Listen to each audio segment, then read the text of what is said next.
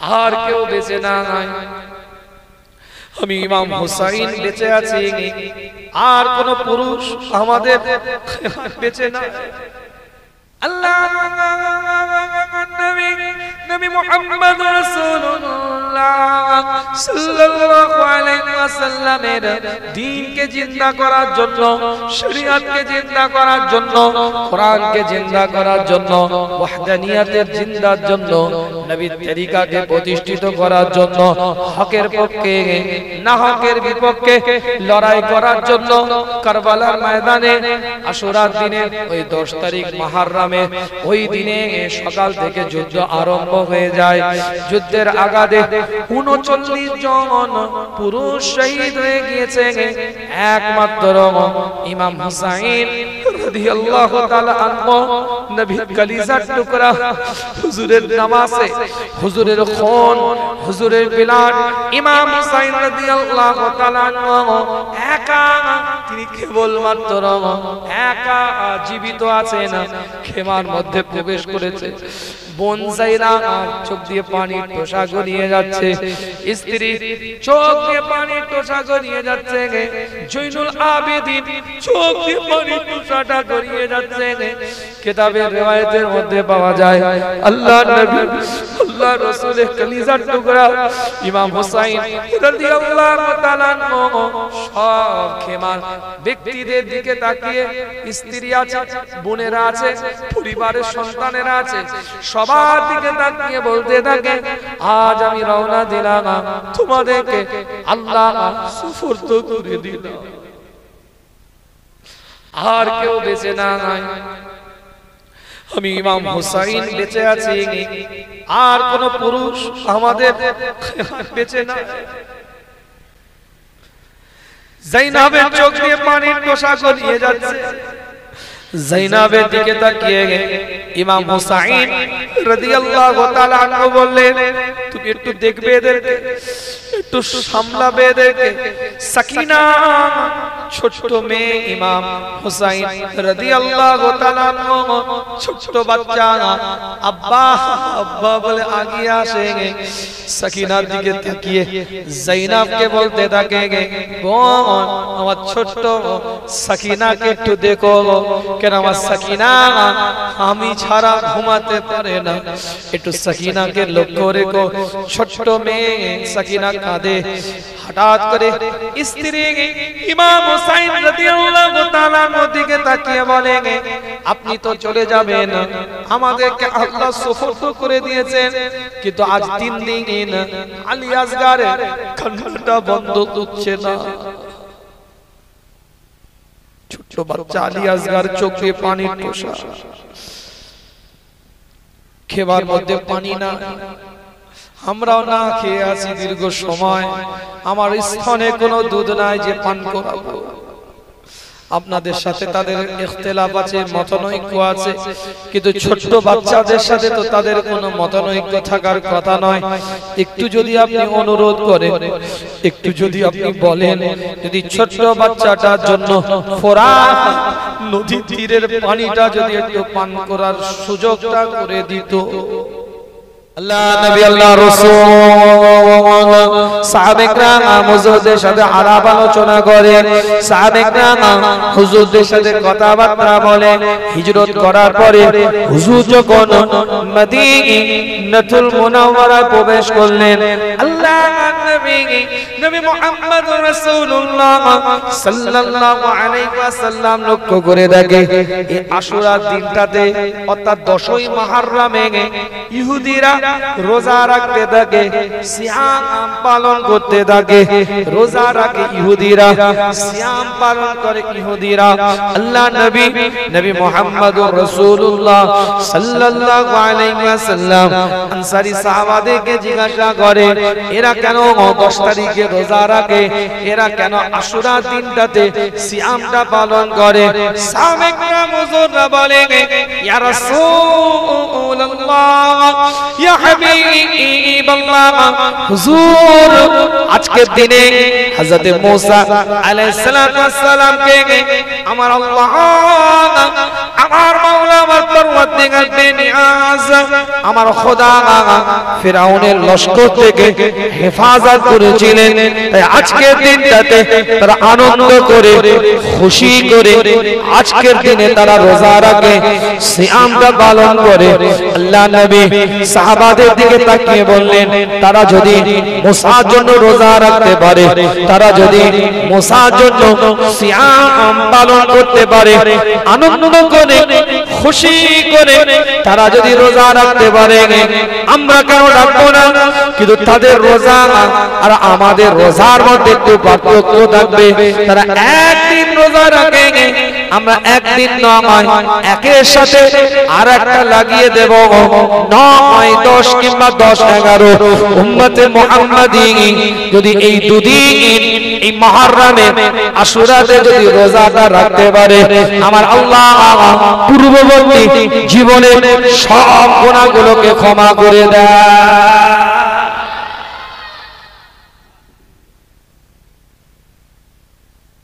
10 তারিখে রোজা রাখতে বললেন, আপনি 10 তারিখে খিচড়ি খুঁজে বেড়াচ্ছেন, কোথায় খিচড়ি রান্না হয়েছে? আমার কথা কিছু বুঝতে পারছেন না? বুঝতে পারছেন? আফজালুস সিয়াম বা'দা শাহর রমাদান শাহরুল্লাহিল মুহররম। রমাদান মাসের পরে সব থেকে যদি উত্তম রোজা রাখার মাস হয়ে থাকে সেটা হচ্ছে মুহররমের মাস।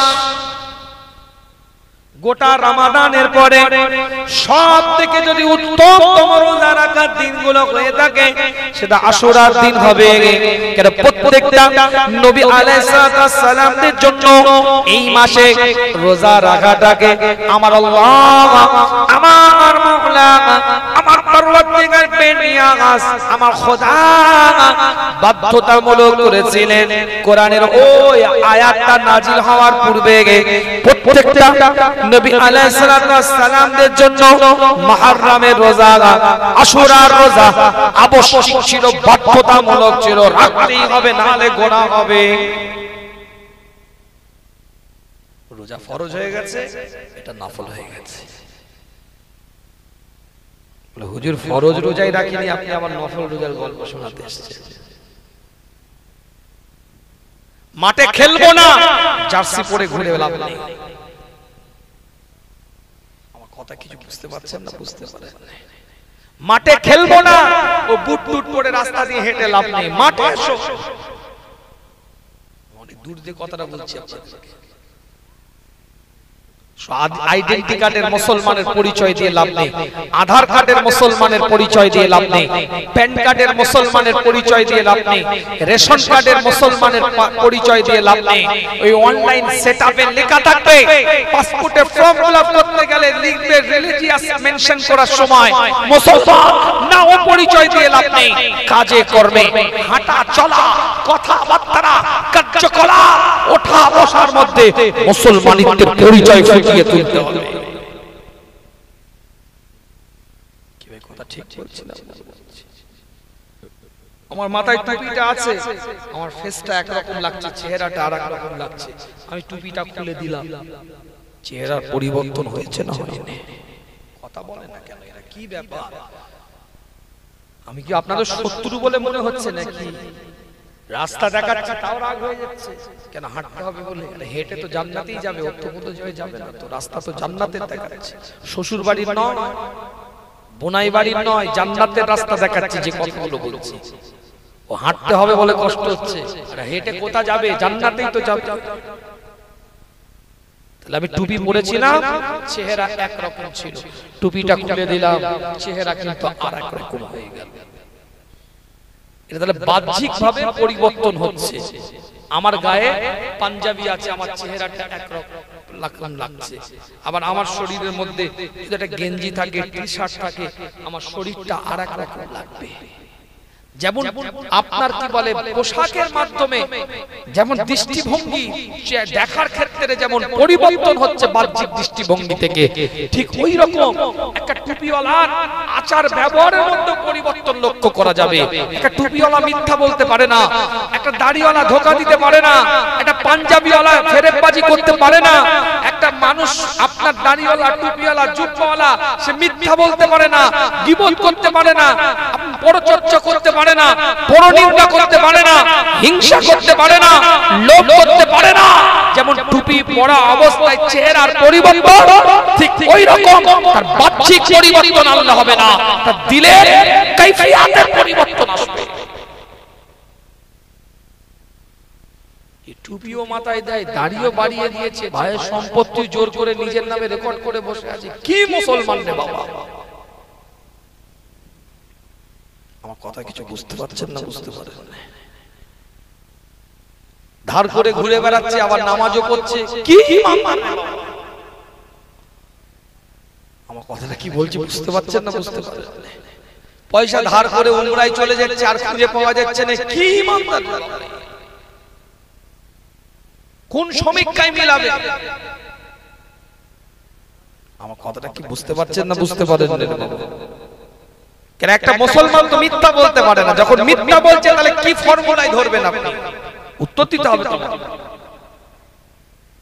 আল্লাহ নবী মুহাম্মদ রাসূলুল্লাহ সাল্লাল্লাহু আলাইহি ওয়াসাল্লাম বলছেন আশুরা দিনটাতে সিয়াম পালন করবে, আগে একটা লাগাবে কিংবা পরে একটা রাখবে।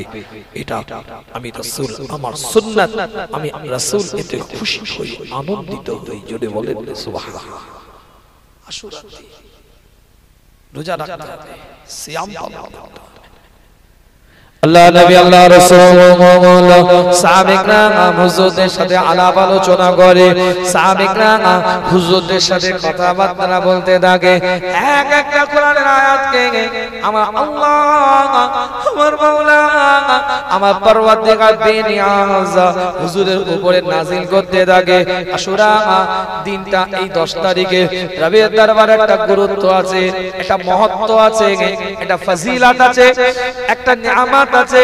কিতাবটা খুলে দেখেন, আল্লাহ কোরআন দিয়ে বলছে, পরিষ্কার করে লেখা আছে।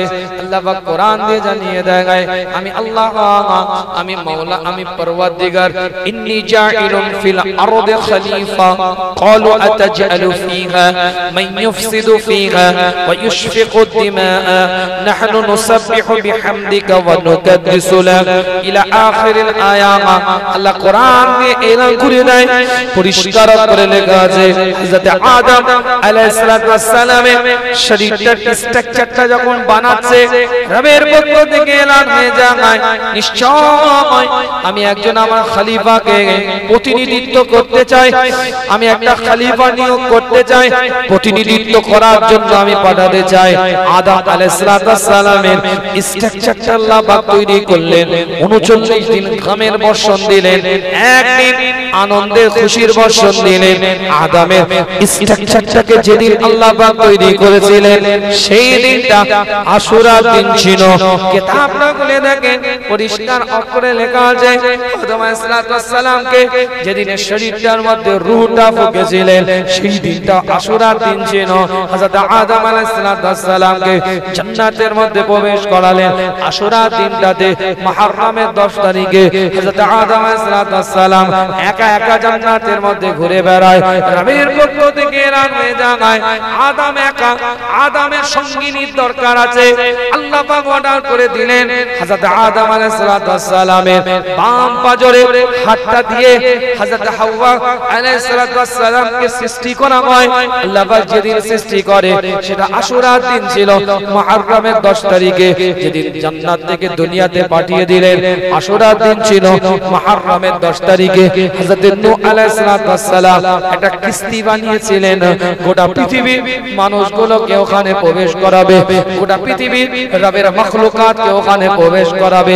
এই বিশাল কিস্তিটা দীর্ঘদিন ওই আপনার পানির মধ্যে, প্লাবনের মধ্যে প্লাবিত হতে হতে যেদিন জুদি নামক পর্বত, পর্বতটার নাম হচ্ছে জুদি, এই জুদি নামক পর্বতের সাথে নূহ নবীর কিস্তিটা যেদিন লাগে, সেই দিনটা আশুরার দিন ছিল, মুহররমের 10 তারিখ।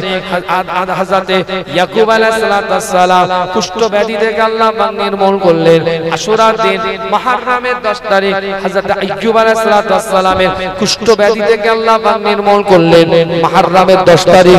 আশুরা মুহররমের 10 তারিখ, আশুরার দিন হযরত ইয়াকুব আলাইহিস সালামের দৃষ্টি শক্তিটাকে আল্লাহ পাক পুনরায় ফিরিয়ে দিলেন। অন্ধ হযরত ইয়াকুব আলাইহিস সালাম ছেলের জন্য কাঁদতে কাঁদতে এত কান্না কেঁদেছেন, এত রোনাজানি করেছেন ইয়াকুব আলাইহিস সালাম, চোখের দৃষ্টি শক্তিটা হারিয়ে গিয়েছে। রবের পক্ষ থেকে, আমি বলছি না, কোরআন বলছে, পরিষ্কার অক্ষরে লেখা আছে, মওলার পক্ষ থেকে ইউসুফ নবীর উপরে আল্লাহ পাক ডিক্লেয়ার করে দিলেন। ইউসুফ আলাইহিস সালাম নিজের জুব্বা মোবারকটাকে নিজের ভাইদের হাতে তুলে দিয়ে বললেন, যা এটা আব্বা জানের চোখের মধ্যে গিয়ে বুলিয়ে দিবে, লাগিয়ে দিবে। হযরত ইউসুফ আলাইহিস সালামের জুব্বা আর ওসিলায় আল্লাহ পাক হযরত ইয়াকুব আলাইহিস সালামকে দৃষ্টি শক্তিটাকে ফিরিয়েছিলেন। সেই দিনটা আশুরার দিন ছিল, মুহররমের 10 তারিখ, যেদিন ইউসুফ আলাইহিস সালাম ওই কুয়ার মধ্যে নিক্ষেপ করে দিয়েছিল তার ভাইরা, সেই দিনটা আশুরার দিন ছিল, মুহররমের 10 তারিখ। ইউনূস আলাইহিস সালাম মাছের পেটের মধ্যে লা ইলাহা ইল্লা আনতা সুবহানাকা ইন্নী কুনতু মিনাজ জালিমিন, সেই দিনটা মুহররমের 10 তারিখ আশুরার দিন ছিল, যেই দিনটাতে আমার আল্লাহ ঈসা আলাইহিস সালামকে আসমানে তুলে নিয়েছিলেন। সেই দিনটা আশুরার দিন, মুহররমের 10 তারিখ, যেই দিনে হযরত ঈসা নবী পৃথিবীর মধ্যে আসবে, সেই দিনটাও আশুরার দিন হবে, মুহররমের 10 তারিখ, যেই দিনটাতে হযরত ঈসা, হযরত ইসরাফিল আলাইহিস সালাম সিংহার মধ্যে ফুঁকটা দিবে, तमाम বিশ্বটা তাবাহ হয়ে যাবে, ধ্বংস হয়ে যাবে, চূর্ণ বিচূর্ণ হয়ে যাবে, কিয়ামত আরম্ভ হয়ে যাবে। ইজা জুলজিলাতিল আরদু জিলজালাহা, तमाम বিশ্বটা তাবাহ হয়ে যাবে, ধ্বংস হয়ে যাবে।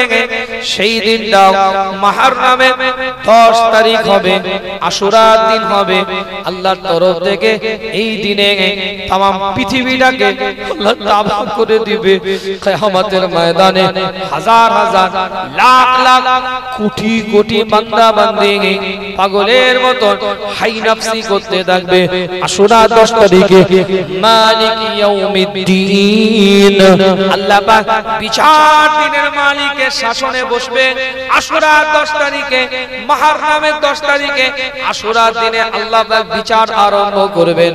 দুঃখজনক হলেও সত্য, কষ্টদায়ক হলেও ব্যথা, কষ্টদায়ক হলেও দুঃখজনক হলেও সত্য যে এই আশুরার দিনে, মুহররমের 10 তারিখে আল্লাহর নবী, আল্লাহর রাসূলের কলিজার টুকরা, আল্লাহর নবী, আল্লাহর রাসূল যার শরীরে সমস্ত জায়গায় চুমা দিয়েছে, হুজুর যার সম্পর্কে বলছে আমি রাসূল তার থেকে, হুসাইন আমার থেকে, আমি হুসাইনের থেকে, আল্লাহর নবী নামাজে হুজুরের কলিজার টুকরা ইমাম হুসাইনকে সেই হুজুরের উম্মতের পরিচয় দেওয়া মানুষগুলো, হুজুরের ঈমানদারের পরিচয় দেওয়া মানুষগুলোর মধ্যে থেকে কোন কাফের নয়, কোন বেঈমান নয়, কোন মুশরিক নয়, কোন মুনাফিক নয়, নিজেদেরকে পরিচয় দেখায় আমরাও মুসলমান, আমরা ওয়াহদানিয়তের বিশ্বাস করি, মুহাম্মাদুর রাসূলুল্লাহ সাল্লাল্লাহু আলাইহি ওয়াসাল্লামের উপরে আখেরি নবী হিসাবে আমরা ঈমান এনেছি।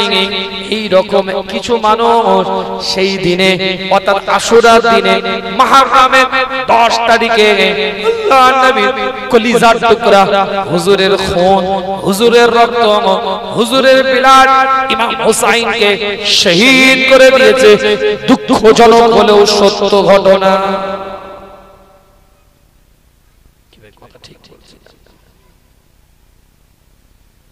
কোন কাফেরের বাচ্চা নয়, কোন মুশরিকের বাচ্চা নয়, কোন বেদিনের বাচ্চা নয়, অন্য জাতের, অন্য ধর্মের, অন্য সম্প্রদায়ের, অন্য রিলিজিয়াসের মানুষ নয়। হুসাইনের খেমাতে নামাজ হয়েছে।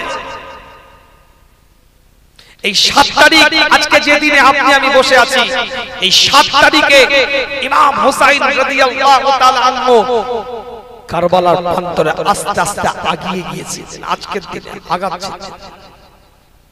8 তারিখে রাত পর্যন্ত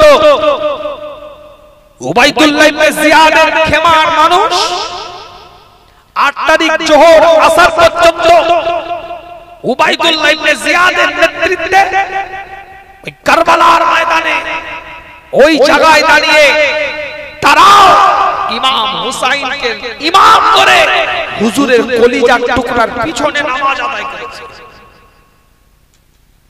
8 তারিখ পর্যন্ত নামাজ হুজুরের কলিজার টুকরার পিছনে পড়েছে। কি করবেন আপনি? আমার কথা কিছু বুঝতে পারছেন না? বুঝতে পারছেন? অন্য কোন রং লাগিয়ে আসেনি, অন্য কোন জার্সি পরে ঢুকে পড়েনি,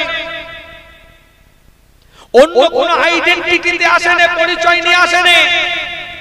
টুপিওয়ালা, দাড়িওয়ালা, জুব্বাওয়ালা, পাগড়িওয়ালা, আজকানওয়ালা, নামাজি, পরেশগার, দিনদার ইমাম হুসাইন রাদিয়াল্লাহু তাআলা আনহু হুজুরের নামাজে, হুজুরের কলিজার টুকরা, হুজুরের খুন, হুজুরের বিলাদ তিনি নিজে ইমামতি করছে।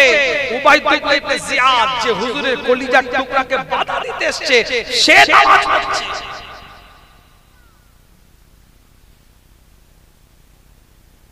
কথা কিছু বুঝতে পারছেন না? বুঝতে পারছেন? জুমার দিনে তাদের খেমাতে খুতবা হয়েছে আলাদা, ইমাম হুসাইন রাদিয়াল্লাহু তাআলা আনহুর খেমাতে খুতবা হয়েছে আলাদা। তো সহজ নয়। ইসলাম মুড়ির মোয়ার মতন আপনার বাড়িতে কেউ পৌঁছে দিয়ে যায় না। ওই কলকাতার সাইডে তো মাশাআল্লাহ আপনারা থাকেন, এখন অনলাইন সিস্টেম মার্কেটিং চলছে। ফোনে চয়েস করবেন, ফটো দেখে, ছবি দেখে, বিভিন্ন সফটওয়্যারের মাধ্যমে অনলাইন সিস্টেমে মার্কেটিং আপনার ঘরে হোম ডেলিভারি পৌঁছে দিয়ে যাবে। রাত 2:30টার সময়, 3টের সময় কলকাতায় বিভিন্ন টাউন এলাকায় জোম্যাটো, সুইগি সফটওয়্যার আছে। অর্ডার করবেন ভিন্ন ভিন্ন হোটেল থেকে, যেখানে যে আপনি খাবারটা অর্ডার করবেন আপনার বাড়িতে কলিং বেল টিপে খাবারটা পৌঁছে দিয়ে যাবে রাত 3টের সময়। তাদের কাজই ওটা। অনলাইন সিস্টেম মার্কেটিং চলছে, সফটওয়্যার আছে। এটা বোঝাতে চাচ্ছি আপনাদেরকে, দ্বীন, ইসলাম, শরিয়াত, কোরআন এরকম অনলাইন সিস্টেম মার্কেটিং এর মতন আপনার বাড়িতে কেউ পৌঁছে দিয়ে যায় না। হোম ডেলিভারি ফ্রি বলে কেউ বাড়ি পর্যন্ত পৌঁছে দেয় না। এক একটা স্টেপে, এক একটা পথে, এক একটা রাস্তায়, এক একটা পথে সাহাবায়ে কেরাম হুজুরদের রক্তের ফোঁটাটা জড়িয়ে আছে। সেদিন তো বর্ষত স্বীকার করে নিতে পারতেন, ঠিক আছে যাও বাবা যা করছো করো, আমার কি আছে? দামেস্কে আছে, কুফার মানুষ আছে ওদিকে। কি বলছেন আপনি? ইমাম হুসাইন রাদিয়াল্লাহু তাআলা আনহুর কাছে পর্যন্ত, ইমাম হুসাইন রাদিয়াল্লাহু তাআলা আনহুর কাছে লোক পাঠিয়েছে ইয়াজিদ, লোক পাঠিয়েছে কাব্বার, নালায় ফাসেকে মলি ইয়াজিদ লোক পাঠিয়েছে ইমাম হুসাইনের কাছে, যাও ইমাম হুসাইনকে বলে দাও মাদ্রাসার অভাব থাকবে না, মসজিদের অভাব থাকবে না, মানুষের খেদমতে খালকের অভাব থাকবে না, খালি একটাই কথা বলো, সে যেন আমার খেলাফতের বিরোধিতা না করে।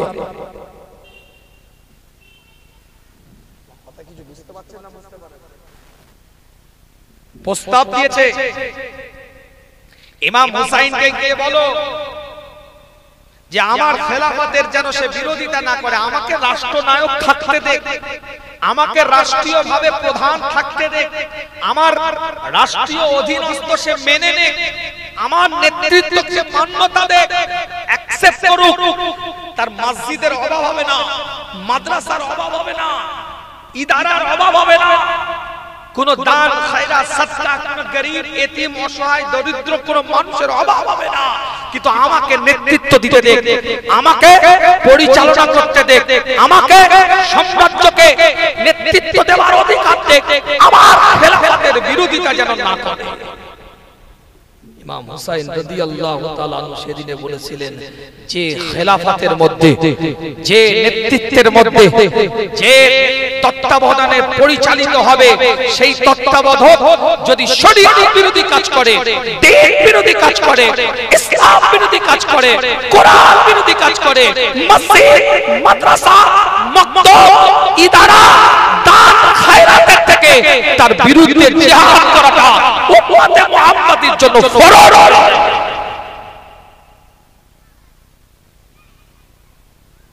কথাটা কিছু বুঝতে পারছেন না? বুঝতে পারছেন? ইয়াজিদ বলছেন নেতৃত্ব আমাকে দেওয়া হোক, আমি নেতৃত্ব দিই, তার কোনো অভাব হবে না। সে তো যা চাইছে যে দ্বীন, ইসলাম, শরিয়ত, কোরআন এগুলো বহাল থাকবে, আমি মসজিদ, মাদ্রাসা অঢেল করে দেব। ইসলামিক শাসন ব্যবস্থা যেটা আমি করি, তখন বলছেন না, মসজিদ মাদ্রাসা অনেক হতে পারে, কিন্তু মনে রাখবেন খেলাফতে যদি কুফরি এসে যায়, নেতৃত্ব যদি কুফরি মত পোষণ করে, সেই নেতৃত্বের বিরোধিতা করা, সেই ক্ষমতাশীল ব্যক্তির বিরোধিতা করা, এটা ঈমানি দায়িত্ব হয়ে যায়। এটা আমি খেলাফতের শাসন ব্যবস্থার কথা বলছি। সব জায়গায় সবকিছু আবার একসাথে জুড়ে দিবেন না, ভারতীয় প্রেক্ষাপট আলাদা। কথা বুঝতে পারছেন? এটা সংবিধানের নিরিখে দেশ পরিচালিত হয়। এটাই আমরা সংবিধানকে বর্ষত স্বীকার করে আমরা ভারতীয় নাগরিক হিসাবে আমাদের পরিচয় দিই। সেই যুগের বিষয় আলাদা, এই যুগের বিষয়। ওখান থেকে জিহাদ টেনে নিয়ে সেখানে জিহাদ টেনে আনবেন না। আল্লাহ পাক কবুল করুন, সকলে বলেন আমিন। হ্যাঁ, অবশ্যই এখানে হকের কথা বলতে হবে, হক জিনিসটা বলতে হবে, না হকের পক্ষে নয়। তা বলে কি না হকের পক্ষে আপনি কথা বলবেন? না না, সে কথা বলছি না। কুফরির মতবাদের বিরুদ্ধে যে জিহাদ, এখানের ক্ষেত্রে ওটা আলাদা। কিন্তু এখানে নাহক করবে, অবিচার করবে, অমানবিক আচরণ করবে, অসৎ মানুষ তারা তাদের আপনার কি হলো ক্ষমতাকে অপব্যবহার করবে, না না, এটা কোশ্চিনকালে মেনে নেওয়া যাবে না। যে যার অবস্থান থেকে অসহায়ের পাশে দাঁড়িয়ে নিপীড়িত, নিপীড়িত, পদদলিত, লাঞ্ছিত, বঞ্চিত, মজলুম ব্যক্তিদের পক্ষে কথা বলা, এটাও ইবাদত। যাই হোক, যে কথা বলছিলাম, ইমাম হুসাইন রাদিয়াল্লাহু তাআলা আনহুকে কারবালার ময়দানে আটকানো হলো। 72 জন লোক গিয়েছিলেন। কতজন? হুজুরের দরবারে সালাম দিলেন, আসসালাতু ওয়াসসালামু আলাইকা ইয়া রাসূলুল্লাহ, আসসালাতু ওয়াসসালামু আলাইকা ইয়া হাবিবাল্লাহ, আসসালাতু ওয়াসসালামু আলাইকা ইয়া শাফিউল মুজতাহিদিন। হুজুর, আর থাকতে পারলাম না, আপনার দিনকে জিন্দা করার জন্য কুফার দিকে রওনা দিলাম। হুজুর, আপনি দোয়া করেন। নানা যান দোয়া করেন। মক্কা শরীফে গেছে, তাওয়াফ করেছে 72 জনকে নিয়ে।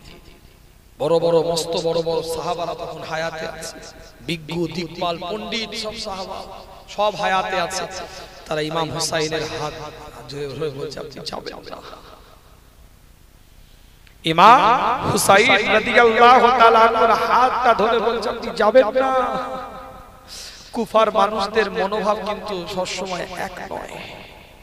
ওরা আপনার আব্বা জানের সাথেও বিক্রি করেছে, আপনার ভাই ইমাম হাসানের সাথেও ওরা মুনাফিকি করেছে।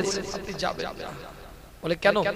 মুসলিম আমাকে চিঠি লিখেছে, কুফার মানুষ আমার হাতে বায়াত হতে চাইছে। ইমাম হুসাইন ইয়াজিদের বশত স্বীকার করতে চাইছে না, আমাকে নেতৃত্ব দেওয়ার জন্য তারা আগিয়ে এসেছে। আজ যদি আমি আগিয়ে না যাই, তাহলে আমি নানা জানের সামনে কি চেহারাটা নিয়ে দাঁড়াবো? যে তার উম্মাত নাহাক থেকে ফিরে হকের রাস্তার পথ দেখতে চেয়েছিল। আমি ইমাম হুসাইন আমার নেতৃত্বে, কিন্তু আমি আগিয়ে যাই। সমস্ত সাহাবারা অনুরোধ করলেন। দেখেন কুফার মানুষ, কুফার মাটি খুব কঠিন, ওরা বড় ঘুরিয়ে ফেলে, একরকম এখন বলছে আর একরকম আরেকবার বলবে, আপনি যাবেন না। সাহাবারা বলতেও অনেক রকম ভাবে রিকোয়েস্ট, অনুরোধ করতেও ইমাম হুসাইন রাদিয়াল্লাহু তাআলা আনহু বললেন না, যেতে তো হবেই, কেন এটা আমার পিতার দেওয়া আমানত। হযরতে মুয়াবিয়া রাদিয়াল্লাহু তাআলা আনহুর সাথে হযরতে ইমাম হাসানের কথা হয়েছিল। হযরতে হাসান 6 মাস খেলাফতের শাসন ব্যবস্থা পরিচালনা করেছিলেন হযরতে আলীর পরে, কিন্তু মুয়াবিয়া তিনি নিজেই বললেন, ঠিক আছে আপনি সাম্রাজ্য পরিচালনা করেন, আপনি দেখেন, আমি ইমাম হুসাইন যখন আপনার পরে ইমাম হুসাইনকে খেলাফত দিবেন, আপনি খলিফা করবেন। ইমাম হাসানের সাথে কিন্তু মুয়াবিয়া রাদিয়াল্লাহু তাআলা আনহুর এটা একটা চুক্তি হয়েছে। এবার জনশ্রুতি বিভিন্ন কথা ভেসে ওঠে, হযরতে মুয়াবিয়া রাদিয়াল্লাহু তাআলা আনহু পরবর্তীতে ইয়াজিদ নিজে হয়তো ক্ষমতা পেশার দিয়ে নিজে চেয়ারে বসে পড়েছেন, এরকম একটা মত পোষণ হয়।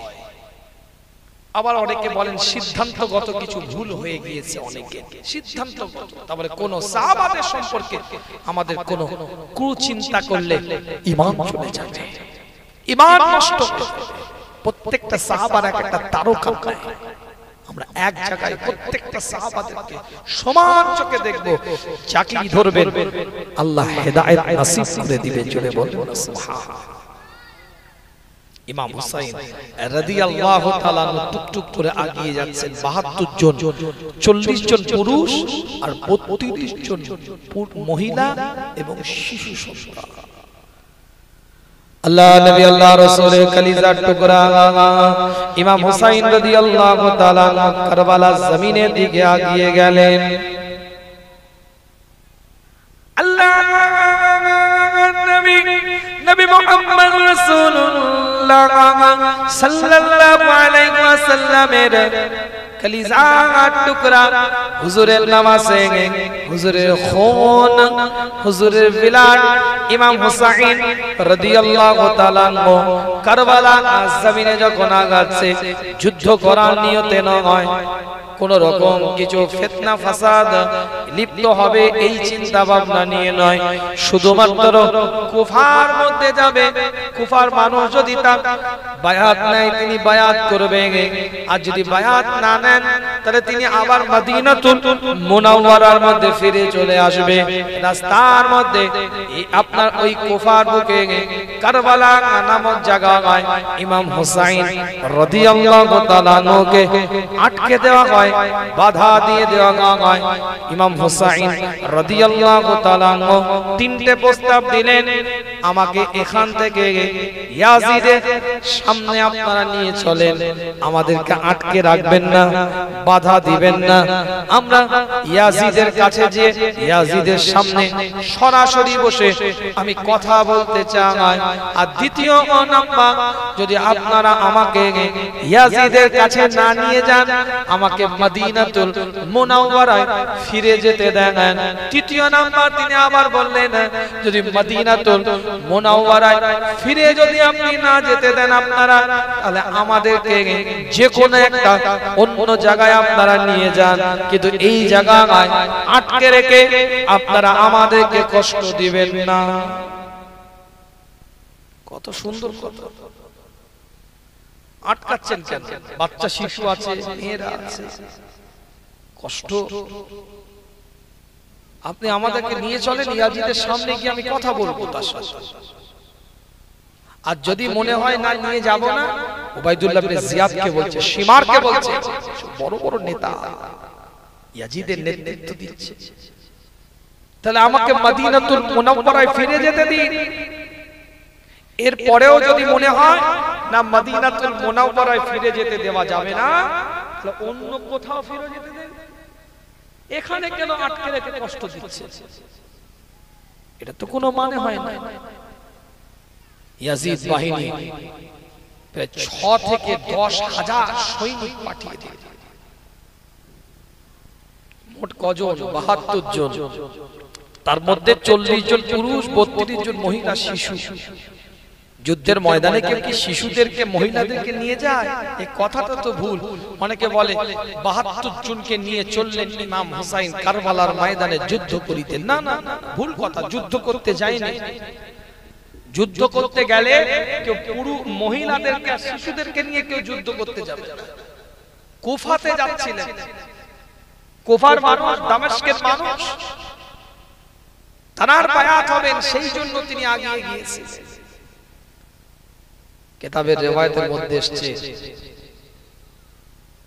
10 তারিখের সকাল বেলায় যুদ্ধ আরম্ভ হয়েছে। 10ই মুহররম আশুরার দিন জোহরের নামাজের আগে 40 জন পুরুষের মধ্যে 39 জন শহীদ হয়ে যায়।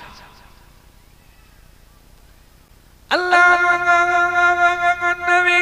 নবী মুহাম্মদ রাসূলুল্লাহ সাল্লাল্লাহু আলাইহি ওয়াসাল্লামের দ্বীনকে জিন্দা করার জন্য, শরীয়তকে জিন্দা করার জন্য, কোরআনকে জিন্দা করার জন্য, ওয়াহদানিয়াতের জিন্দার জন্য, নবীর তরিকাকে প্রতিষ্ঠিত করার জন্য, হকের পক্ষে না হকের বিপক্ষে লড়াই করার জন্য কারবালার ময়দানে আশুরার দিনে ওই 10 তারিখ মুহররমে ওই দিনে সকাল থেকে যুদ্ধ আরম্ভ হয়ে যায়।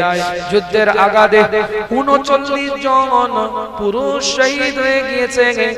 একমাত্র ইমাম হুসাইন রাদিয়াল্লাহু তাআলা আনহু, নবীর কলিজার টুকরা, হুজুরের নামাজে, হুজুরের খুন, হুজুরের বিলাদ, ইমাম হুসাইন রাদিয়াল্লাহু তাআলা আনহু একা, তিনি কেবলমাত্র একা জীবিত আছেন। খেমার মধ্যে প্রবেশ করেছে। বোন যায়না চোখ দিয়ে পানির টোসা গড়িয়ে যাচ্ছে, স্ত্রী চোখ দিয়ে পানির টোসা গড়িয়ে যাচ্ছে, জৈনুল আবেদিন চোখ দিয়ে পানির টোসাটা গড়িয়ে যাচ্ছে। কিতাবের রিওয়ায়াতের মধ্যে পাওয়া যায় আল্লাহ নবী, আল্লাহ রাসূলের কলিজার টুকরা ইমাম হুসাইন রাদিয়াল্লাহু তাআলা সব খেমার ব্যক্তিদের দিকে তাকিয়ে, স্ত্রী আছে, বোনেরা আছে, পরিবারের সন্তানেরা আছে, সবার দিকে তাকিয়ে বলতে থাকে, আজ আমি রওনা দিলাম, তোমাদেরকে আল্লাহ সুফরদ করে দিলাম।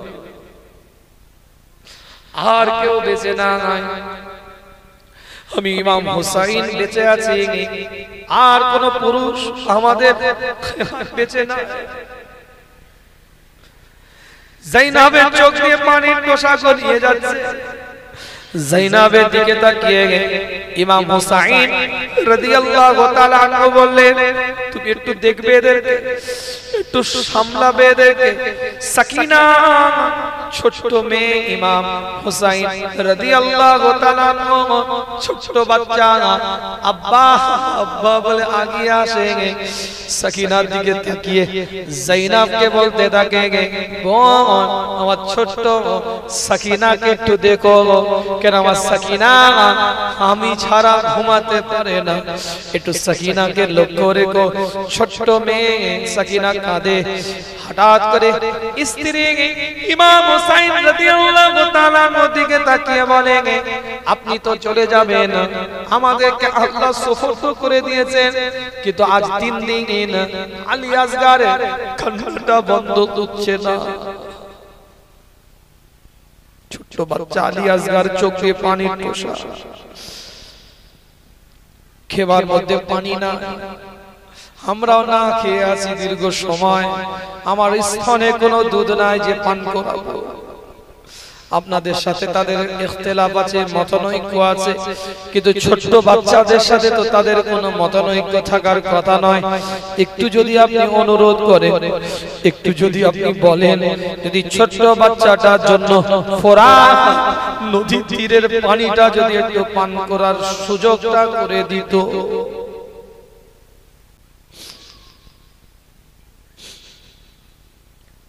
ইমাম হুসাইন রাদিয়াল্লাহু তাআলা আনহু ছোট বাচ্চা আলী আসগরকে বুকের মধ্যে জড়িয়ে নেন।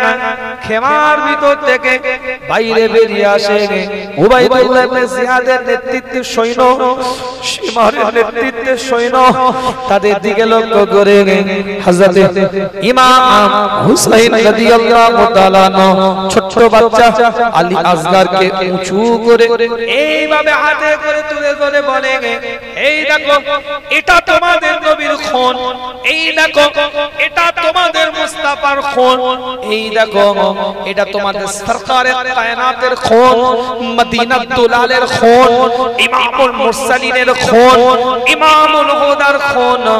এটা একটা মাসুম বাচ্চা, আমার সাথে তোমাদের দ্বন্দ্ব থাকতে পারে, মতানৈক্য থাকতে পারে, প্রতিশোধ তোমরা নিতে পারো, সেটা ভিন্ন বিষয়, কিন্তু নবীর খুনটার সাথে তোমরা কোন রকম কোন অবস্থায় তোমরা এই ছোট্ট মাসুম বাচ্চাটার সাথে খারাপ ব্যবহার করতে পারো না।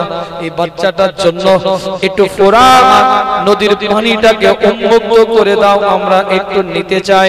কিতাবের রিওয়ায়াতের মধ্যে পাওয়া যায় আলী আসগর কাঁদছিল, আলী আসগরের হঠাৎ কান্না বন্ধ হয়ে যায়, একটা বিষাক্ত তীর এসে আলী আসগরের বুকের মধ্যে এসে লাগে।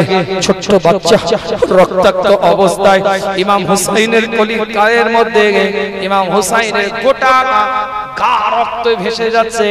ছোট্ট বাচ্চাটাকে স্ত্রীর কোলের মধ্যে তুলে দিয়ে বলে, তোমার সন্তান কোনদিন তোমাকে খাবার জন্য বিরক্ত করবে না। আমার বাচ্চা আলী আসগর তার নানার সাথে জান্নাতের মধ্যে আমার নানা জানের সাথে খানা খাবে।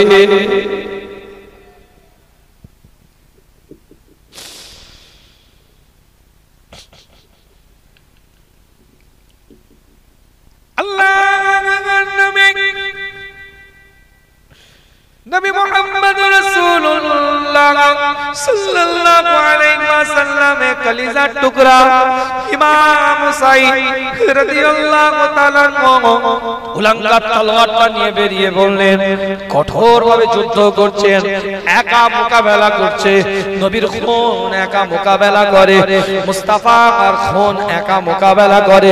ওই কম্বাক নালায়ে পোশাকধারী ইমানদারের পরিচয় দেওয়া মানুষগুলোর সাথে, পোশাকধারী লেবাসধারী মুসলমানের সাথে পরিচয় দেওয়া মানুষগুলোর সাথে, যারা নিজেদেরকে মুসলমান বলে দাবি করে, নিজেদেরকে ইমানদার বলে দাবি করে, নিজেদেরকে টুপিওয়ালা বলে দাবি করে, দাড়িওয়ালা বলে দাবি করে, জুব্বাওয়ালা বলে দাবি করে, কিন্তু আদর্শের মধ্যে, চাল চলনের মধ্যে, আখলাক ব্যবহারের মধ্যে মুসলমানের কোনো পরিচয় তাদের খুঁজে পাওয়া যায় না। নবীর খুনের সাথে লড়াই করছে, মুস্তাফার রক্তের সাথে লড়াই করছে, একা বীর ক্রমে এগিয়ে যাচ্ছে ইমাম হুসাইন, শত শত সৈনিকদের সাথে লড়াই করতে করতে, চূর্ণ বিচূর্ণ করতে করতে একা জিহাদের ময়দানে কুফার নদীর একদম কানাচে পৌঁছে গেছে, একদম কাছে পৌঁছে গেছে, ফোরাত নদীর কাছে পৌঁছে গেছে। সব বাধা বিঘ্নতা সবকিছু একা লড়াই আগিয়ে গেছে। ফোরাত নদীর ভিতর থেকে পানি এভাবে তুলেছে, এইভাবে রিওয়ায়াত করছি, কোন চটি কিতাবের কথা বলছি না আপনাদেরকে। তারিখ খামিস খুলে দেখেন, আল বিদায়া ওয়ান নিহায়া খুলে দেখেন, একটা কোন আপনাদের খেদমতে ফালতু কথা বলে আলোচনা করিনি, যেটুকু আলোচনা করছি। তারিখ খামিস খুলেন, বিদায়া ওয়ান নিহায়া খুলে দেখেন, ইবনে কাসির খুলে দেখেন, কিতাবের রিওয়ায়াতের মধ্যে এসেছে, হাতের মধ্যে ফোরাত নদীর পানিটাকে এইভাবে তুলেছে, তুলে এইভাবে পান করতে যাবে, ওই পানির মধ্যে কিতাবের রিওয়ায়াতে এসেছে, বলছে আলী আসগরের সেই চেহারাটা ভেসে উঠেছে, যে এই পানিটার জন্য আমার বাচ্চাটা কিছুক্ষণ আগে শহীদ হয়ে গেছে, না আমি পান করতে পারি না, ছেড়ে দিয়েছে। নামাজের সময় যুদ্ধ বিরত থাকবে, দেখেন নামাজ হচ্ছে, আবার বোঝার ব্যাপার আছে, অত সহজ নয়। কবি এমনি বলেন, ইসলাম জিন্দা होता है हर करबला के बाद। এখানে তো ফয়সালা করতে হবে, দলিল সবারই কাছে আছে, কিন্তু কোনটা জাল দলিল আর কোনটা অরিজিনাল দলিল এটা চিহ্নিত করার লোক আনতে হবে। যারা বোঝার তারা ঠিকই বুঝবে কোনটা জাল আর কোনটা অরিজিনাল। এই যে মোবাইলটা ব্যবহার করছি, একই রকম মোবাইল ফার্স্ট কপি আছে। যত বড় বড় ব্র্যান্ড আছে প্রত্যেকটা বড় বড় ব্র্যান্ডের একটা ফার্স্ট কপি থাকে, অর্থাৎ নকল থাকে। একই রকম, কেউ ধরতে পারবে না, কিন্তু যে ধরার ঠিকই ধরবে। আমার কথা কিছু বুঝতে পারছেন? অনেক দূর দিয়ে কথা বলছি আমি, কথাগুলো বুঝতে হবে। যে ধরা ঠিক ধরবে, যে বোঝা ঠিক বুঝবে, যে জানা ঠিক জানবে। প্রত্যেকটা ব্র্যান্ডের বড় বড় ব্র্যান্ডের একটা ফার্স্ট কপি থাকে, মানে নকল একটা থাকবে, একই রকম লাগবে, কেউ ধরতে পারবে না, কিন্তু যে জানা ঠিক জানবে। বড় ছাতা ব্র্যান্ড বলেন, যে বড় আপনার কি বলে, যত বড় বড় ব্র্যান্ড আছে আমাদের বুঝে নিতে হবে। টুপিওয়ালা, দাড়িওয়ালা, জুব্বাওয়ালা, পাগড়িওয়ালা, আজকানওয়ালা, আলখাল্লাওয়ালা সব থাকবে, কিন্তু কাজে বুঝে নিতে হবে ইমানদার কে আর ইমানদার কে নয়। কোন কথা নয়, ইমাম হুসাইন যখন যাচ্ছে, নবীর কলিজার টুকরা যখন যাচ্ছে, মুস্তাফার নামাজে যখন যাচ্ছে, সরকারে কায়নাত তাকে কলিজা দিয়ে মোহাব্বত করত, সেই ইমাম হুসাইন রাদিয়াল্লাহু তাআলা আনহু যখন যাচ্ছে, হুজুর সিজদার মধ্যে, ইমাম হুসাইন তার ঘাড়ের মধ্যে উঠে পড়েছেন, হুজুর দীর্ঘক্ষণ সিজদায়। সাহাবারা বলছে চিন্তিত আমরা যে হুজুর হয়তো আর হায়াতে না, সিজদারত অবস্থায় হুজুর দুনিয়া থেকে চলে গেছে। এত সময় সিজদায় কেন? দীর্ঘ সময় পরে সিজদা থেকে মাথা তুলে সালাম ফেরাবার পরে সাহাবারা জিজ্ঞাসা করলে বললেন, ইমাম হুসাইন আমার কাঁধে উঠে বসেছিল, আমি যতক্ষণ আমি ইমাম হুসাইনকে খুশি করছিলাম, আর আল্লাহ আমি রাসূল আমার সিজদাতে খুশি হচ্ছি। জোরে বল, জোরে বলা যাবে না। সেই ইমাম হুসাইন রাদিয়াল্লাহু তাআলা আনহু জিহাদে আপনার কি বলে কুফাতে যাচ্ছে, কোন কিছু নয়, কিসের ইয়াজিদ, কিসের উবাইদুল্লাহ ইবনে জিয়াদ, কিসের সীমা, নবীর কলিজার টুকরা যাচ্ছে। বায়াত হোক না হোক, পক্ষে যাক আর না যাক, তার পক্ষে থাকুক আর না থাকুক, সম্মানের খাতিরে তার দিকে ভালোভাবে ব্যবহার করা দরকার ছিল। কোন যুক্তি নেই, কোন লজিক চলবে না, কোন পয়েন্ট চলবে না, কোন চিন্তাধারায় যে এই কারণে করেছে ওই কারণে করেছে, কোন পয়েন্ট নাই, কোন লজিক নাই। ওটা মুস্তাফার খুন, মুস্তাফার রক্ত, সরকারে কায়নাতের খুন। যাচ্ছে যখন তুমি সম্মান দিলে না কেন?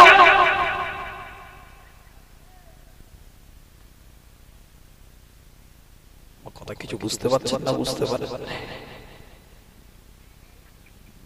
কিতাবের রিওয়ায়াতের মধ্যে পাওয়া যায়, ইমাম হুসাইন রাদিয়াল্লাহু তাআলা আনহু হুজুর যেদিন শহীদ হয়েছেন, ইমাম হুসাইন রাদিয়াল্লাহু তাআলা আনহু যেদিন শহীদ হয়েছিলেন কারবালা জমিনে, যে মুহূর্তে শহীদ হয়েছিলেন, কিতাবগুলো খুলে দেখে নেন, একদম আকারটা দলিল দিয়ে কথা বলছি। বাইতুল মুকাদ্দাস পর্যন্ত, যে বাইতুল মুকাদ্দাস এখন ইহুদিদের দখলে, ইসরাইল, এই বাইতুল মুকাদ্দাস পর্যন্ত যত পাত্র, ঢাকা পাত্রকে উন্মুক্ত করা হয়েছে।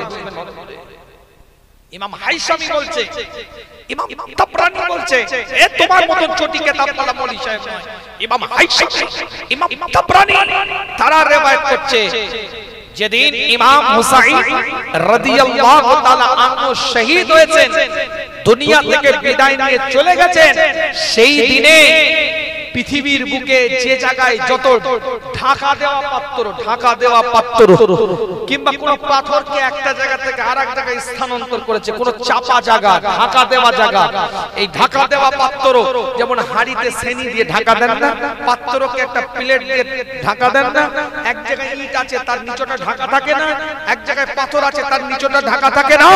ইমাম হাইসামি বলছে, ইমাম তাবরানী বলছে, যত ঢাকা দেওয়া জায়গা যখনই উন্মুক্ত করা হয়েছে, যখনই সেটাকে খোলা হয়েছে, প্রত্যেকটা ঢাকা দেওয়া জায়গার ভিতর থেকে রক্তের লাল রক্ত খুঁজে পাওয়া গেছে।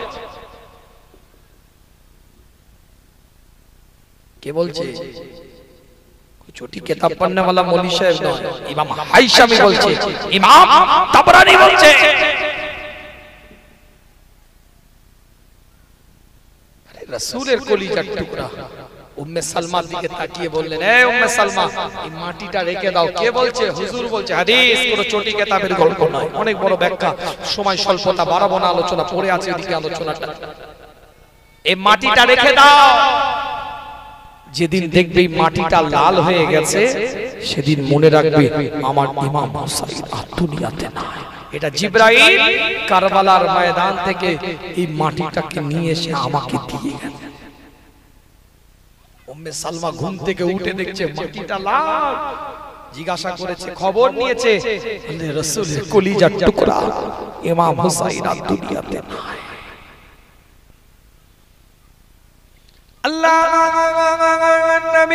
नबी मोहम्मद रसूलुल्लाह सल्लल्लाहु अलैहि वसल्लम नवासे गए हुजूरे कलीजा टुकड़ा, हुजूरे खून, हुजूरे बिलागत किताबेर रिवायतेर मধ্যে পাওয়া যায়।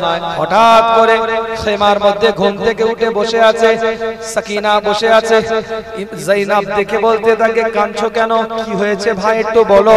বলে আজ রাত্রিরে নানা জানকে স্বপ্নের মধ্যে দেখলাম আল্লাহর নবী নবী মুহাম্মদুর রাসূলুল্লাহ সাল্লাল্লাহু আলাইহি ওয়াসাল্লাম আমি ইমাম হুসাইন আমার দিকে তাকিয়ে বলছে, হে হুসাইন, হে আমার কলিজার টুকরা, আমি নবী, আমার সাথে তোমার খুব তাড়াতাড়ি সাক্ষাৎ হবে।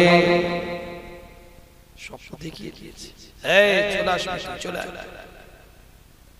এর দ্বারাই প্রমাণ, বহু বড় আলোচনা আছে কিন্তু ওদিকে যাব না।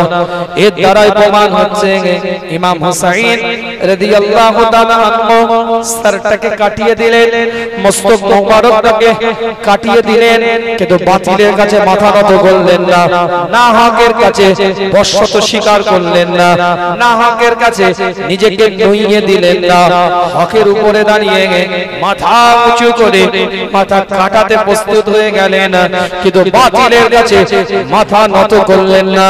তারাও কিন্তু টুপিওয়ালা, ছোপওয়ালা, পাগড়িওয়ালা, আজকানওয়ালা, আলখাল্লাওয়ালা কোন পুরুষের সন্তান নয়, ওই আপনার ইসরায়েলের নেতাহুর সন্তান নয়, আপনার কি বলে আমেরিকার ডোনাল্ড ট্রাম্পের বাচ্চা তারা নয়, তারাও কিন্তু সাহাবার বাচ্চা ছিল, তাবেঈনের বাচ্চা ছিল, তারাও কিন্তু ইমানদারের বাচ্চার পরিচয় দিয়ে নিজেদেরকে সমাজে পরিচিত রেখেছিল। ডোনাল্ড ট্রাম্পের ছেলে নাকি ইয়াজিদ, উবাইদুল্লাহ ইবনে জিয়াদ, ওই ইসরায়েলের প্রেসিডেন্ট নেতানিয়াহুর ছেলে। কথা বলেন না কেন? সাহাবা, কেমন সাহাবা? কাতেবে ওহী, ওহীর লেখক হযরত মুআবিয়া রাদিয়াল্লাহু তাআলা আনহু। এজন্যই তো আমার দাদাজান বলতেন, স্পষ্ট বক্তব্য দিতেন, ফুরফুরা শরীফের গদ্দিনশিন পীর মুজাদ্দিদ জামানের পূর্ণ কামালিয়াতের অধিকারী আলা হযরত বড় হুজুর পীর কেবলা রাহমাতুল্লাহ আলাইহি বলতেন, শোনো, ইসলামের ক্ষতি কোন কাফেরের দ্বারাই, মুশরিকের দ্বারাই, বেদিনের দ্বারাই, অন্য জাত, অন্য ধর্মের, অন্য সম্প্রদায়ের দ্বারাই যতটা হয়েছে তার থেকে বেশি ক্ষতি করে গেছে একদল মুনাফিক। টুপি আছে, জুব্বা আছে, পাগড়ি আছে, আজকান আছে, আলখাল্লা আছে, ঈমান নেই। আরে ঈমানটাই নেই। আমার কথা নয়, আমার দাদা জানের কথা। আল্লাহ হাজার বড় হুজুর পীর কেবলা রাহমাতুল্লাহ 1977 সালে ইন্তেকাল করেছে। মুরব্বিরা ছিটে ফুটা হয়তো বেঁচে আছে, মনে থাকবে তাদের। কথা ঠিক বলছি, আল্লাহ পাক কবুল করেন, সকলে বলেন আমিন। দেখছেন না কি হচ্ছে? ইরান মারছে ইসরায়েলকে, সৌদি আরব কাবার ইমামকে দিয়ে দোয়া চাওয়াচ্ছে, টেবিলের তলায় গিয়ে ইসরায়েলের পা চাটছে ক্ষমতা ধরার জন্য। আমার কথাটা কি বুঝতে পারছেন? কাবার ইমামকে দিয়ে দোয়া চাওয়াচ্ছে প্যালেস্তাইনের মানুষগুলোর জন্য। গাঁজা কচি কচি বাচ্চাগুলোর জন্য, নিরীহ কষ্টদায়ক মাজলুম তারা, তাদের জন্য কাবার ইমামকে দিয়ে গেলাপ ধরে দোয়া চাওয়াচ্ছে, আর নিজের চেয়ারটাকে ধরে রাখার জন্য, নিজের ক্ষমতা পাওয়ার আধিপত্য স্ট্যাটাসটাকে ঠিক রাখার জন্য টেবিলের তলায় আবার ইসরায়েলের সাথে সেটিং করছে। ক্ষমতা ইমাম হুসাইন রাদিয়াল্লাহু তাআলা আনহু বেরিয়ে গেলেন। একদম ইজি টানবো আলোচনা, বাড়াবো না আপনাদেরকে, কেন এত ব্যস্ততার মধ্যে দিয়ে জলসা খুব সীমিত সময় নেওয়া হয়েছে। আমি প্রথমে নিতে চাইনি, দুবার তিনবার ঘুরিয়েছি, তারপর টাইমটা অ্যাডজাস্ট করে নিয়েছি আমি, কেন সময় বাড়াতে পারবো না, একদম টাইম মেইনটেইন করতে হবে। আল্লাহ পাক কবুল করেন, সকলে বলেন আমিন। তো যে কথা বলছিলাম, ইমাম হুসাইন রাদিয়াল্লাহু তাআলা আনহু সরে আনোয়ারটাকে যখন আলাদা করে দেয়া হলো, মস্তক মোবারকটাকে যখন আলাদা করে দেয়া হলো, কিতাবের riwayতের মধ্যে পাওয়া যায় ওখান থেকে দামেস্কে নিয়ে যায়, দামেস্ক শহর পর্যন্ত নিয়ে যাওয়া। সন্ধ্যা লেগে গেছে, দামেস্কের শহরে সব দাঁড়িয়ে গেছে, সবাই বলছে যে কুফা থেকে, কারবালা থেকে একদল যুদ্ধতে পরাজিত হওয়া ব্যক্তিদেরকে নিয়ে আসা হয়েছে। সেই যুগের একটা প্রবণতা ছিল, এই যুদ্ধতে যারা পরাজিত হতো তাদেরকে মানুষ খাওয়াতো, বসার জায়গা দিত, থাকার ব্যবস্থা করত, এরকম তাদের একটা প্রবণতা ছিল। তো এই কাফেলা যখন দামেস্কের দিকে যাচ্ছে, বাজার দামেস্কের দাঁড় করিয়ে দিয়েছে, আজকে দেখা হবে না ইজরা আপনার কি বলে ইয়াজিদের সাথে, আজ আর সাক্ষাৎ হবে না। সব বাজার যে যার মতন সাদকা করছে।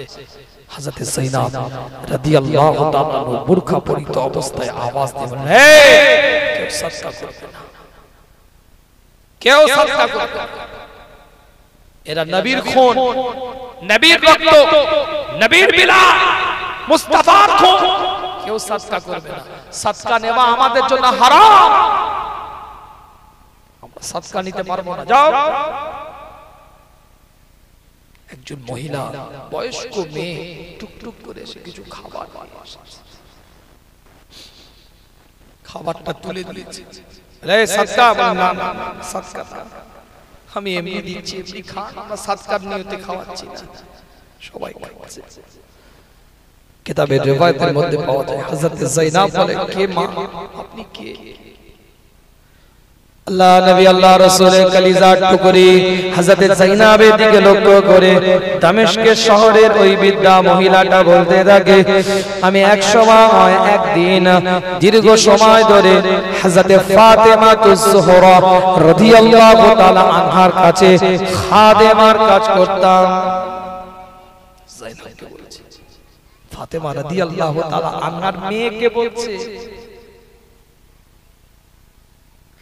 আল্লাহ নবী মুহাম্মদুর রাসূলুল্লাহ সাল্লাল্লাহু আলাইহি ওয়াসাল্লামের কলিজার টুকরি যায়েনাব হযরত ফাতেমা রাদিয়াল্লাহু তাআলা আনহার কলিজার টুকরি ফাতেমার হযরত যায়েনাব চাতক পাখির নাই বৃদ্ধা মহিলার কথা শুনতে থাকে।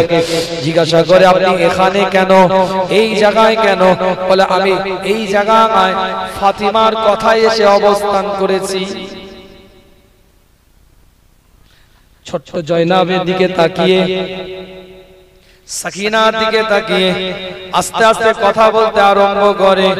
হযরত ফাতেমার কাছে গিয়ে যখন আমি বিদায় নিতে যাই, ফাতেমার দিকে তাকিয়ে আমি আছি, ফাতেমা আমাকে বলতে থাকে, ফাতেমা আমাকে জানাতে থাকে, নবীর কলিজার টুকরি হযরত ফাতেমা তুজ-জোহরা রাদিয়াল্লাহু তাআলা আনহা বলতে থাকে, তুমি দামেস্কের বুকে যাচ্ছ, তুমি ওই জায়গায় আশ্রয় নিবে, তুমি ওখানে শাদী করেছো, বিবাহ করেছো, কিন্তু মনে রাখবে আমি ফাতেমা বলি, কোন যুদ্ধের বন্দীদেরকে কখনো যদি তুমি দেখো, তাদের খিদমত করবে, তাদের পাশে গিয়ে তুমি দাঁড়াবে।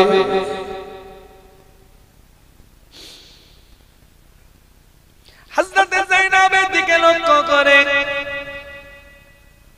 দামেস্কের ওই বৃদ্ধা মহিলা ফাতেমা রাদিয়াল্লাহু তাআলা আনহা খাদিমা যায়েনাবের দিকে লক্ষ্য করে বলে, একটা তার ছোট্ট বাচ্চা ছিল, তার নাম ছিল জাইনাব।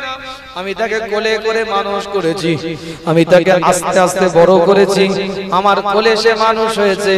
আর দুটো সন্তান ইমাম হাসান আর ইমাম হুসাইন, আমি তাদেরকে ছোট অবস্থায় দেখেছি। আজ আমার বয়স হয়ে গেছে, এখন আমার মন চায় আমি তাদেরকে একটু দেখতে যাই। হযরত ফাতেমা আমাকে বলেছিল যুদ্ধের ময়দান থেকে যাদেরকে বন্দী করে নিয়ে আসবে, আটক করে নিয়ে আসবে, জিম্মি করে নিয়ে আসবে, তাদের খেদমত করার জন্য আজ তাদের তাই তোমাদের খেদমত করছি। কিন্তু আমার মনটা জাইনাবকে দেখতে খুব ইচ্ছা হয়। মাঝে মাঝে জাইনাবের কথা মনে পড়ে, ইমাম হাসানের কথা মনে পড়ে, ইমাম হুসাইনের কথা মনে পড়ে। কিতাবটা খুলে দেখেন, হযরত জাইনাব রাদিয়াল্লাহু তাআলা আনহা আর থাকতে পারে না, আল্লাহর নবী কলিজার টুকরি হযরত ফাতেমা তুজ-জোহরা রাদিয়াল্লাহু তাআলা আনহা কলিজার টুকরি, হযরত আলী রাদিয়াল্লাহু তাআলা আনহু কলিজার টুকরি।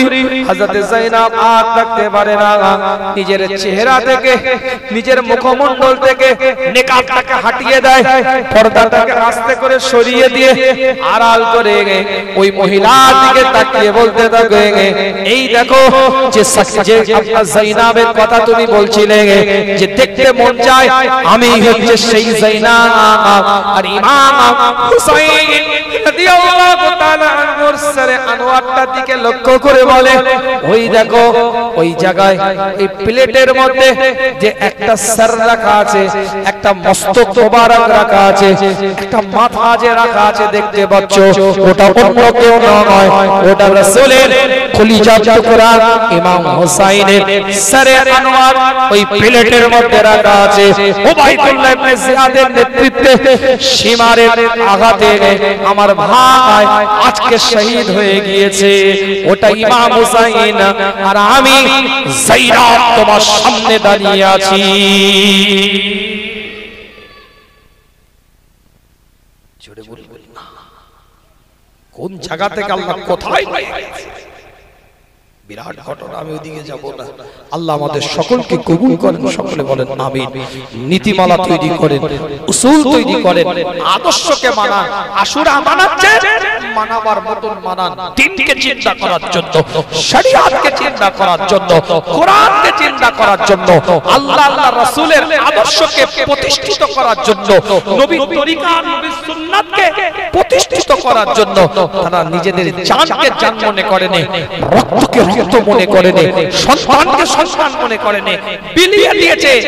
আজ সেই ইসলাম, সেই দ্বীন, সেই শরীয়ত আপনার আমার বাড়ি পর্যন্ত আসার পরেও বাড়ি থেকে কি করে তাড়াবো সেই চক্রান্ত করছি। কথা ঠিক বলছি? দ্বীন, ইসলাম, শরীয়ত ঘাট ধাক্কা দিয়ে ঘর থেকে আমরা বের করে দিচ্ছি। হুজুর কি বলছেন এটা? আরে হ্যাঁ, ঘরে ঘরে পরকীয়া চলছে। রাত 2:30টার সময় আপনার ছেলে ভিডিও কলিং এ চ্যাট করে, রাত 1টার সময় মাচায় বসে আপনার কি বলে পাবজি খেলছে তোমার বাচ্চা। দিন ঘরে আছে না, ঘর থেকে বের করে দিয়েছো? বুকে হাত দিয়ে বলো, বাপ তাহাজ্জুদ গুজার হলে কি হবে? মেয়েটা একটা রিলেশনশিপের সাথে যুক্ত আছে, একটা কলেজ লাইফে একটা বন্ধুর সাথে সম্পর্ক আছে, 5 বছর সম্পর্ক থাকার পরে উনি ওই দিকে চলে যায়, তিনি এই দিকে চলে যায়। এই 5 বছর ধরে যে সম্পর্কটা রাখলে, এই 5 বছরের যে গোনাটা হলো এর ওটাকে ঘাড়ে নিবে। তুমি তো প্রতিবাদ করুনি না, এই বয়সে হয় একটা করে। কি কথা ঠিক না? মা জানে আমার মেয়ে, আমার ছেলে ওই আপনার গ্রামের একটা ছেলের সাথে কি ওই গ্রামে একটা মেয়ের সাথে সম্পর্ক আছে। মা জানে, জানার পরেও চুপ থাকে। আশুরার রোজা রেখে পার পেয়ে যাবে, শবে বরাতের রোজা রেখে পার পেয়ে যাবে, খেতো করে ফেলবে।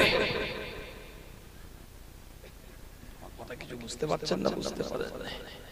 এলাকায় প্রচার আছে যে এই ছেলেটাই মেয়েটাকে ভালোবাসে, তাই রাস্তা দাঁড়িয়ে দাঁড়িয়ে কথা বলছে। সবাই জানে, জানার পরেও কোনো প্রতিবাদ নেই। এটা দ্বীন বিরোধী কাজ, এটা ইসলাম বিরোধী কাজ, এটা শরীয়ত বিরোধী কাজ।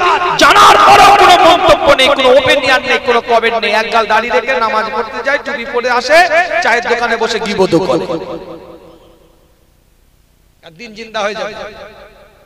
কথা কিছু বুঝতে পারছেন না? বুঝতে পারেন? হকটা বলতে শিখুন। কারবালার ময়দানে গিয়ে ইমাম হুসাইন হক বলেছে, আপনি আপনার ঘরে হক বলতে শিখুন, তারপরে বাইরে আসবেন, আগে ঘরটা ঠিক করেন। কুয়ান ফুসাকুম ওয়া হালিকুন নার।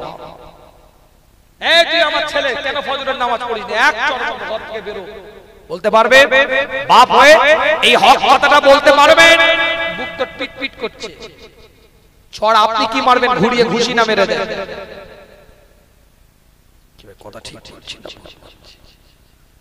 আপনার ছেলে 12 বছর 11 বছর বয়স, সে পাবজি খেলছে, জুয়ার সাথে যুক্ত আছে। অধিকাংশ পরিবার এখন জুয়া চলছে, ইলেকট্রনিক্স গেমের মাধ্যমে জুয়া চলছে, কোনো প্রতিবাদ নেই, হক কথা বলার জায়গা নেই। কানে হেডফোনটা দিয়ে, ব্লুটুথ হেডফোন দিয়ে ছেলে গান শুনছে, বাপ জানে, জানার পরেও বলে না। কি হক কথা বলবেন আপনি?